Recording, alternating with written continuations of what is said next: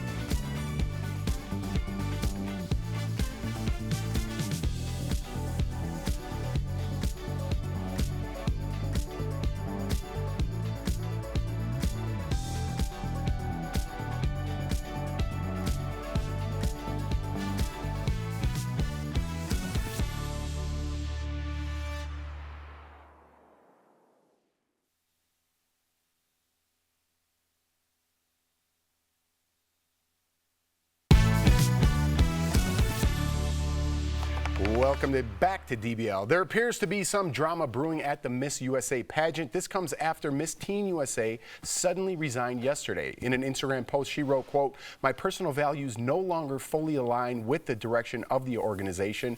Her resignation comes just days after Miss USA announced she was stepping down. In a post on Instagram, she said she was taking care of her mental health. But check this out. Some people in the comments noticed that if you take the first letter of the start of each sentence in the post, it spells out, "I am silenced." Wow. Some other contestants are also weighing in on the drama, like Miss Wisconsin, who is calling on the organization to release Miss USA from the NDA clause in her contract.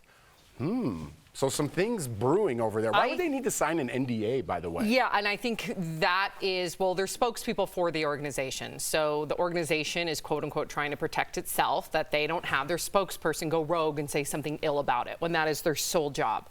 Real quickly, I do want to say, like, I've been pitched certain ideas over these last couple of years, and every single time, even before, and I get that, but they're really strict on NDAs now, like really strict. So I wonder if that's part of that. Sorry. I'm sure, but I also know that if there is something going on, how are you supposed to correct that situation if you cannot, so to speak, be a whistleblower? You know what I mean? So I think it's really imperative that they do handle this toxicity, because both of those statements are vague.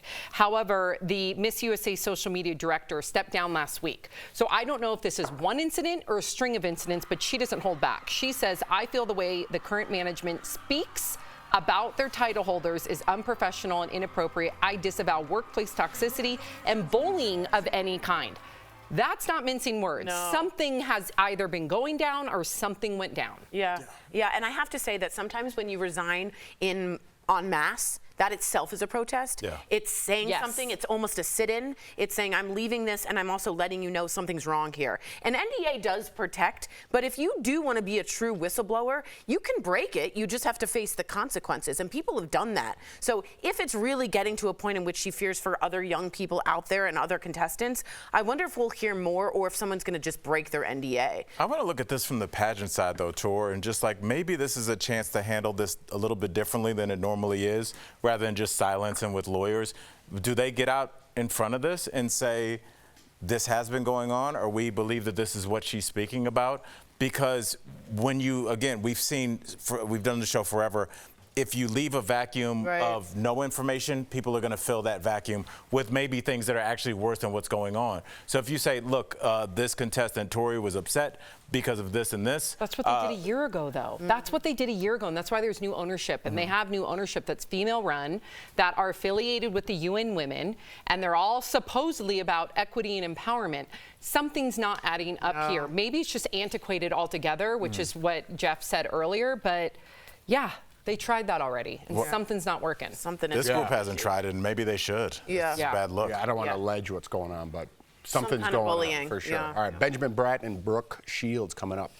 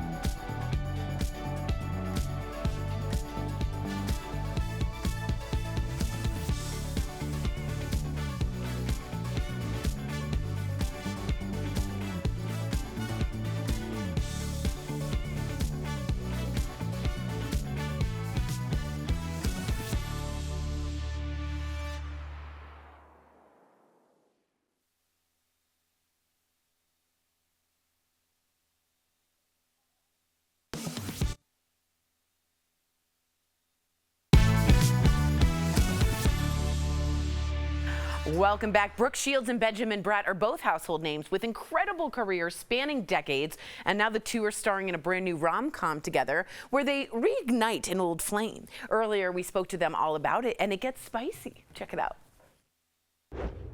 This is my Aunt Janice. And you must be the mother of the... Lana? Hello. Hello. Could someone please explain what's going on? Please welcome to the show Brooke Shields and Benjamin Bratt. Hey guys, how are you? Oh, we're so excited to have you both. Benjamin, you stripped down in front of Brooke for a scene in Mother of the Bride, but Brooke, I hear you helped him feel a little bit less awkward about the scene. Could you let us know what happened?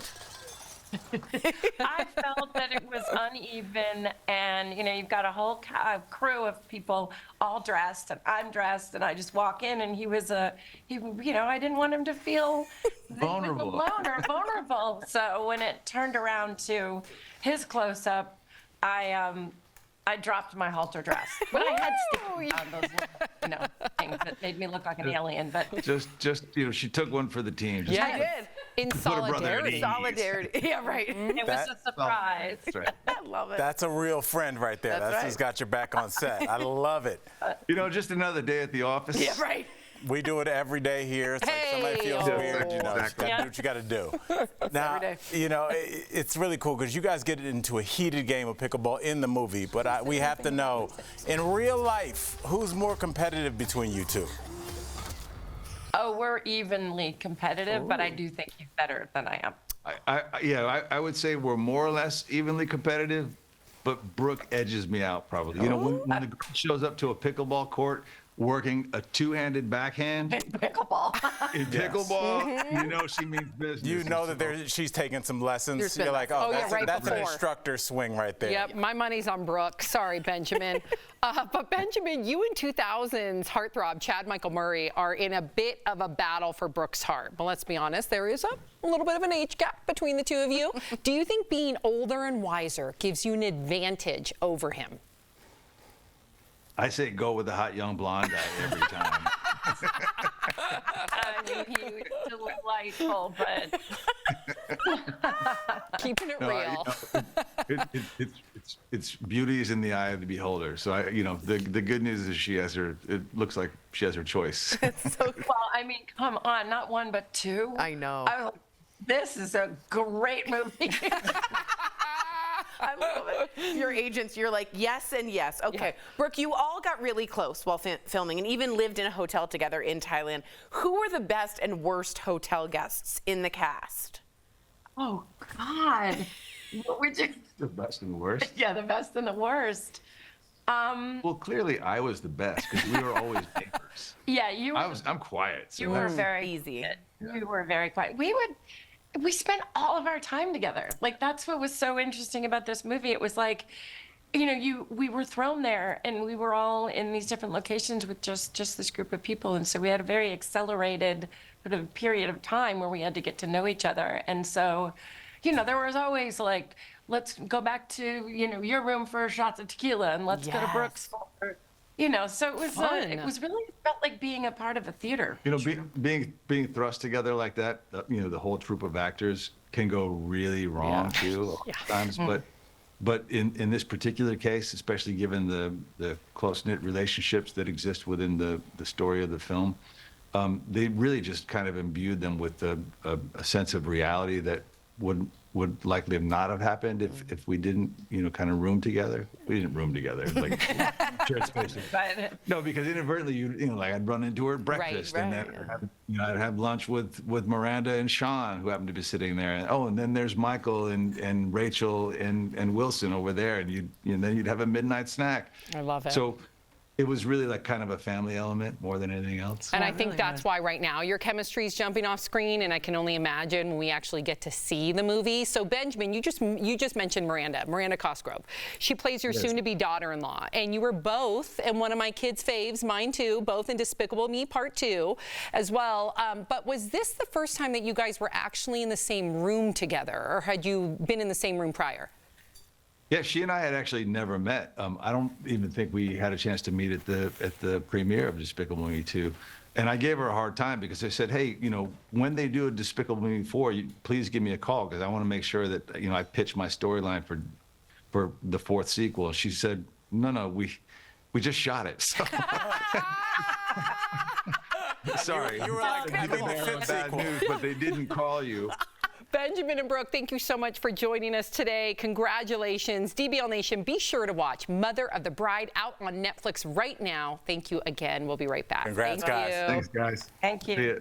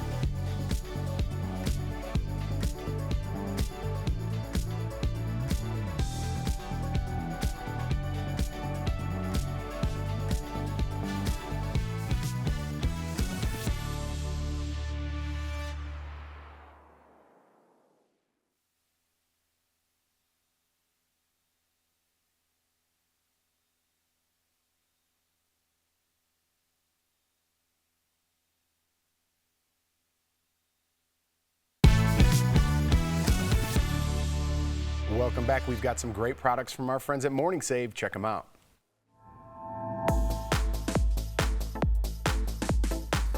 Steph, what do you have for us today? Let's shop. First up, we've got the Cuisinart 5-in-1 Griddler. It's got 5 different cooking options that you can use on this multi-purpose grill that can handle everything from pancakes to steaks to sandwiches. We've got an amazing deal on this, but you need to hurry because quantities are limited. So normally this is $185. It's still not bad for all of that, is the Griddler. We've got it for $69.99. That's saving 62%. I have someone here who does sandwich paninis every day, and I have been quite jealous. So So I will be buying this. Speaking of cooking and staying with the theme, we've got the Maverick wireless remote thermometer. What? The thermometer probes monitor both the grill and meat temperatures, and then the receiver provides you freedom to monitor the cooking process from up to 300 feet away. Oh my Lord. This doorbuster deal is always so popular. We've got a limit on these, 3 per customer, okay? Got it. Normally it's $60, however, we've got it for $12. That's saving 80%. And Oh my. barbecue season's just around the corner. Great price. Fabulous. Now, we all know I love jewelry and sparkle, so this is right up my alley. It's the Savvy C Birthstone Gem Bracelet. Ooh. We've got 12 styles, obviously, for each month of the year. Normally, it's $175 for this.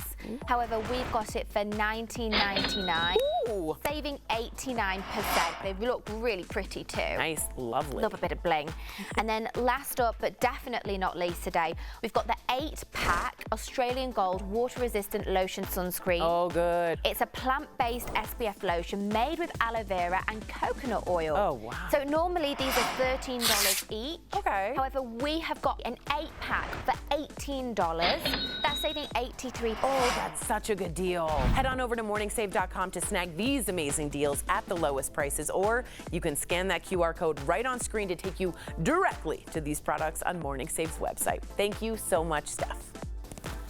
You know what I've been paying attention to lately? What? The expiration date on my suntan lotion. Dude, how are you not just figuring this out? Dude, I'm taking aspirin from 95. Dude, you can get burned, and I mean literally by that. yeah. Terribly. Literally, of course. Figuratively?